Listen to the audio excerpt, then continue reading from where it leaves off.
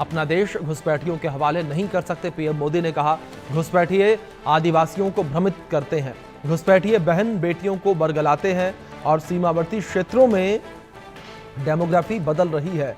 High power demography mission शुरू करेंगे, घुसपैठियों को देश सहन नहीं करेगा। पीएम मोदी का यह बयान सामने आया। एसआईआर के मुद्दे पर पहली बार पीएम मोदी का बयान सामने आया और कड़ी प्रतिक्रिया पीएम मोदी ने दी है। पीएम मोदी ने कहा कि देश घुसपैठियों को नहीं सहेगा और घुसपैठियों को देश सहन नहीं करेगा। पीएम मोदी ने कहा है, ये बड़ी खबर है। एसआईआर पर पीएम मोदी का बड़ा बयान सामने आया। एसआईआर विवाद पर पीएम मोदी ने घुसपैठियों को लेकर कहा कि सीमावर्ती क्षेत्रों में डेमोग्राफी बदल रही है। मेरे प्यारे देशवासियों, मैं आज देश के सामने एक चिंता, एक चुनौती के संबंध में आगाह करना चाहता हूं। षड्यंत्र के तहत, सोची समझी साजिश के तहत देश की डेमोग्राफी को बदला जा रहा है। एक नए संकट के बीज बोए जा रहे हैं और ये घुसपैठिए मेरे देश के नौजवानों की रोजी रोटी छीन रहे हैं। एक घुसपैठिए मेरे देश की बहन बेटियों को निशाना बना रहे हैं। ये बर्दाश्त नहीं होगा। ये घुसपैठिए भोले भाले आदिवासियों को भ्रमित करके उनकी जमीनों पर कब्जा कर रहे हैं। ये देश सहन नहीं करेगा।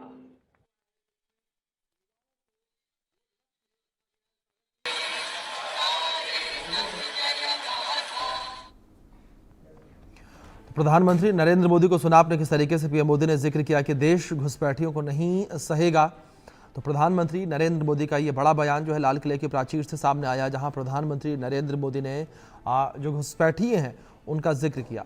पीएम मोदी ने कहा कि घुसपैठियों को अब देश नहीं सहेगा, नहीं सहन करेगा और हाई पावर डेमोग्राफी मिशन का जिक्र पीएम मोदी ने किया। साथ ही साथ सीमावर्ती क्षेत्रों में जो डेमोग्राफी बदल रही है उस डेमोग्राफी का जिक्र भी पीएम मोदी ने किया कि तेजी से सीमावर्ती क्षेत्रों में डेमोग्राफी बदल रही है। हमारे सहयोगी मनोहर केसरी जुड़ गए हैं हमारे साथ, उनका रुख करेंगे अपडेट्स के लिए।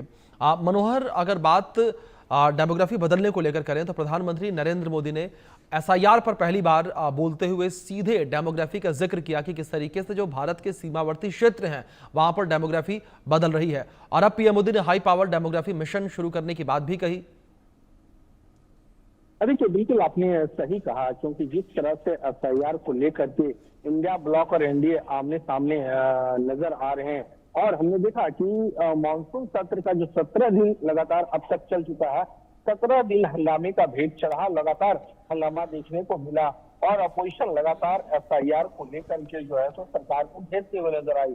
अब ऐसे में आज स्वतंत्रता दिवस का 70 साल कंप्लीट हो चुके हैं और 79वां स्वतंत्रता दिवस मना रहे हैं, तो ऐसे में लाल किले के प्राचीर से प्रधानमंत्री नरेंद्र मोदी ने सबसे बड़ा बयान, हालांकि उन्होंने एसआईआर का जिक्र नहीं किया लेकिन डेमोग्राफी का जिक्र करते हुए उन्होंने साफ तौर से कहा है कि अब ऐसा होने वाला नहीं है। घुसपैठिया जो है तो देश के नक्शे को नहीं बिगाड़ सकता, देश की डेमोग्राफी को हम उसे बिगाड़ने के लिए नहीं देंगे।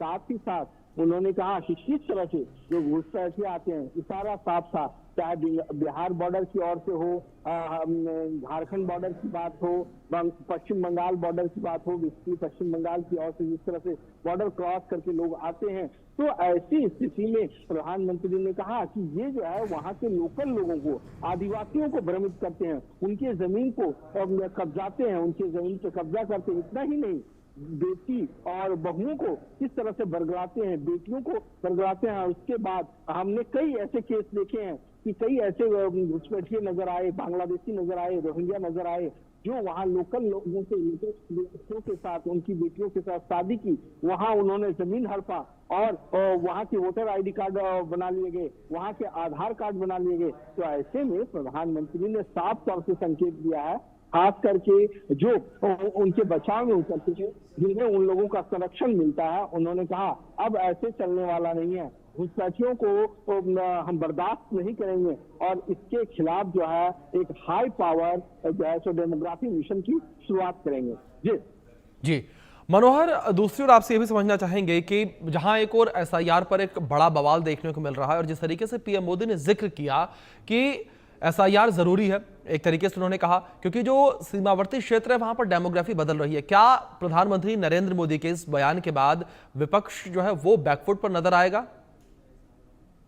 देखिए, बिल्कुल प्रधानमंत्री ने जो बयान दिया है काफी उन्होंने अब आप देखेंगे उनके बयान को लेकर के जिस तरह से उन्होंने जिक्र किया, जिस तरह से उन्होंने बताया कि आखिरकार ये घुसपैठिए किस तरह से भारत को बर्बाद करने में तुले हुए हैं, किस तरह से सीमावर्ती इलाकों में वो अपनी धीरे धीरे पैठ बना रहे हैं, किस तरह से लगातार लोग जो है वहां के लोगों को बहला फुसला करके जो है उनके अधिकारों पे कब्जा कर रहे हैं, उनके अधिकारों को छीन रहे हैं। तो ऐसे में अब जो है तो विपक्षी पार्टियों को भी सोचना पड़ेगा कि आखिरकार आज वो राजनीति की रोटियां उनके जरिए सेक रहे हैं, आने वाले कल में हो सकता है कि वो उनकी कुर्सी ही छीन जाए। वो जहां से चुनाव लड़ते हैं तो घुसपैठिए वहां का अगर वोटर आईडी कार्ड बना ले, वहां के आधार कार्ड बना ले, वहां के राशन कार्ड बना ले और उसके बाद आने वाले टाइम में वो चुनाव लड़ने के भी हकदार होंगे। तो ऐसी स्थिति में अब उन्हें भी सोचने की जरूरत है और इसीलिए प्रधानमंत्री ने सख्त लहजे में हिदायत दी है कि अब जो है उन घुसपैठियों को बर्दाश्त नहीं किया जाएगा।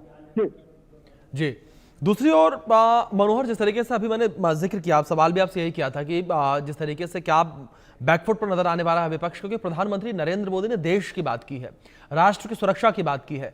ऐसे में विपक्ष के लिए भी एक बड़ी मुश्किल खड़ी होगी कि अब वो एसआईआर को लेकर कड़े प्रहार कर सके, क्योंकि जब देश की सुरक्षा का मामला आता है तो जाहिर तौर पर सबको एकजुट होने का आह्वान पीएम मोदी भी करते हैं। पीएम मोदी ऐसे समय पर कहते हैं कि हमें राजनीति नहीं करनी चाहिए, हमें एकजुट होने की जरूरत है।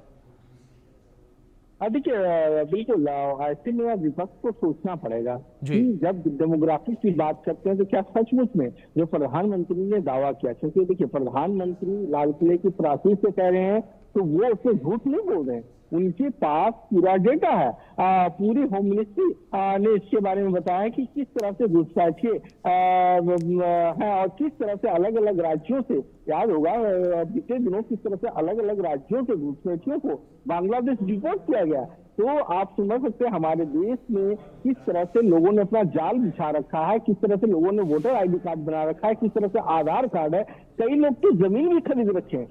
तो आप समझ सकते हैं अगर धीरे धीरे इनकी तादाद अगर बढ़ती चली जाएगी तो देश की हालत क्या होगी, देश के नौजवान क्या करेंगे। प्रधानमंत्री ने इसका भी जिक्र किया कि उनकी नौकरियां छीन रहे हैं, उनके हक मारे जा रहे हैं। बिल्कुल मनोहर, बिल्कुल जाहिर तौर पर अब देखने वाली बात यहां पर यह होगी कि किस तरीके से विपक्ष जो है वो अब इस पूरे मामले को लेकर उठाता नजर आता है। बहुत शुक्रिया जुड़ने के लिए और अपडेट्स के लिए।